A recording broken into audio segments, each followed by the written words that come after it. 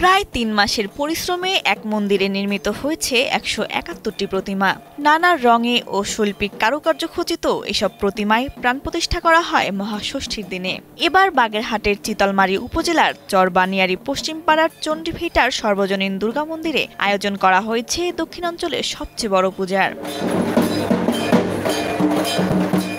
গত বছর এই একই মন্দিরে প্রতিষ্ঠা করা হয়েছিল ১০৮টি প্রতিমা, কিন্তু এবছর সেই রেকর্ড ছাড়িয়ে তৈরি করা হয়েছে ১৭১টি প্রতিমা। আমরা এই এলাকারই মানুষ, কিন্তু আমরা এখানে থাকি না, অনেক দূর থেকে আসছি। আর এখানের আয়োজন সত্যিই মনোরম, বাচ্চাদের জন্য তো বিশেষ করে আরও বেশি সুন্দর।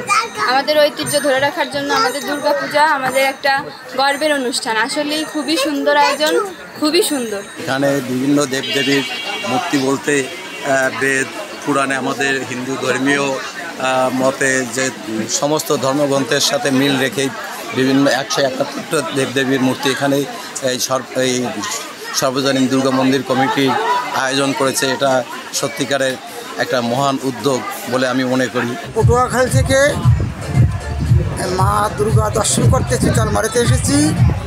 আমি দেখা খুব আনন্দ পেয়েছি, আমার হৃদয় ভরে গিয়েছে। দীর্ঘদিনের শ্রমে প্রতিমাগুলো প্রাণ পেয়েছে।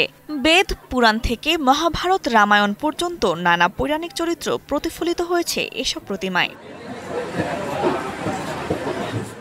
বান্ডেল থাকলে প্রতি সেনমানিতে টাকা বাঁচবে। বিকাশ সেনমানি বান্ডেল কিনে জিতুন প্রতি লেনদেনে। চণ্ডীভিটা সর্বজনীন দুর্গা মন্দিরের পুরোহিত জানান, ষষ্ঠীর দিনে দেবীর বোধন সম্পন্ন হয়েছে। বিজয়া দশমীর দিনে বিসর্জনের মধ্য দিয়ে সমাপ্তি ঘটবে এবারের দুর্গোৎসবের। বিশাল কমিটির তরফ থেকে আমাকে এই পৌরোহিত্য করার দায়িত্ব দিয়েছে। আমি এই পূজা শেষ করব। আগামী বৃহস্পতিবারে মাঠে বিসর্জন দেব। আমি সার্বিক মঙ্গল কামনার জন্য সকল মানুষের স্বাস্থ্য এবং শরীর ভালো থাকে যাতে আমি মায়ের কাছে প্রার্থনা রাখছি। এবার পুজোর সার্বিক অবস্থা ভালো বলে জানান উপজেলা নির্বাহী কর্মকর্তা।